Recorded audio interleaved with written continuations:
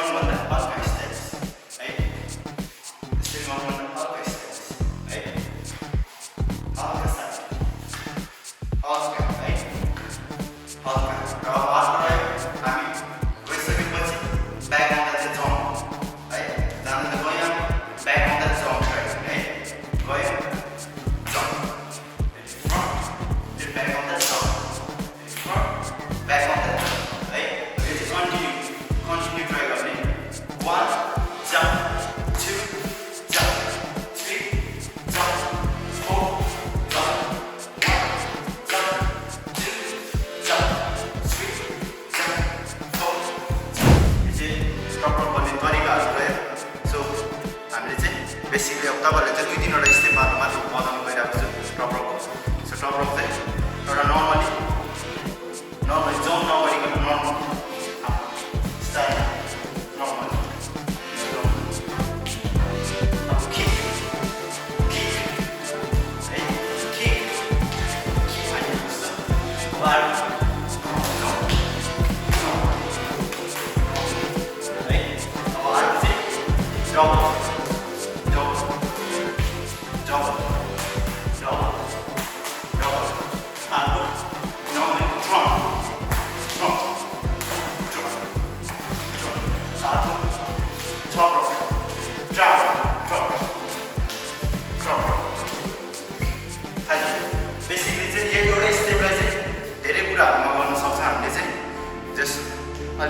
बुझ्नुभयो होला अलरेडी तपाईँहरूले चाहिँ टप्रकको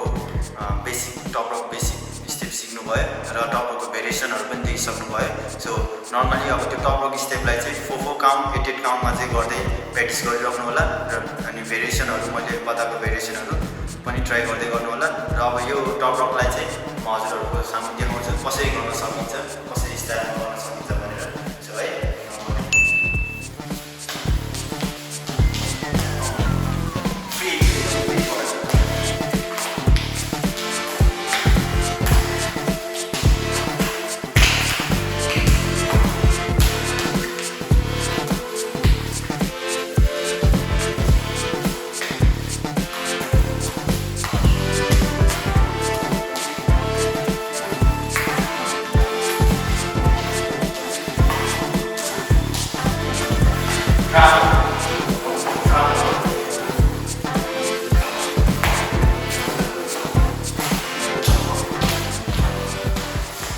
भर्खरै तपाईँलाई चाहिँ मैले टप्रक गर्ने स्टेप सिकाएँ सो अब टप्रक गर्दा चाहिँ हाम्रो बडी कसरी हल्लिनुपर्छ हाम्रो बडी रक कसरी गर्नुपर्छ भनेर चाहिँ थोरै हिन्ट्स दिन गइरहेको छु सो हाम्रो रक गर्दा चाहिँ हाम्रो बडी चाहिँ फ्रन्ट हल्लिनु पऱ्यो जतिखेर नि त्यसरी बडी चाहिँ रक गर्दा हल्लिनु पऱ्यो सो रक गर्दाखेरि चाहिँ सेम बडी हल्लिँदा हात सो है हात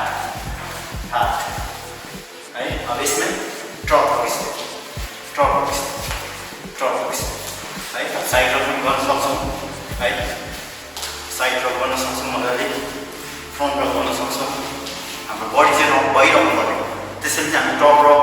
side rock front rock then step है यो रकहरू भन्नु कारण चाहिँ हाम्रो बडी चाहिँ रक भइरहनु पर्यो ओके यो रह्यो टप रकको बारेमा सो टप रकको भेरिएसनहरू पनि मैले बताइदिएको छु हजुरहरूलाई कस्तो लाग्यो होला र हरेक एक-एकवटा इन्फर्मेसनहरू हेरेर हजुरहरूले आफ्नो डान्स स्टेपमा युज गर्न सक्नुहुन्छ र हजुरहरूलाई के कस्तो लाग्यो भिडियोको बारेमा तर कमेन्ट गरिदिनु होला र फिडब्याक दिनु होला र हजुरहरूलाई अब नेक्स्ट भिडियोमा पनि नयाँ यस्तै नयाँ भिडियोहरू लिएर आउनेछु so see you in next video piece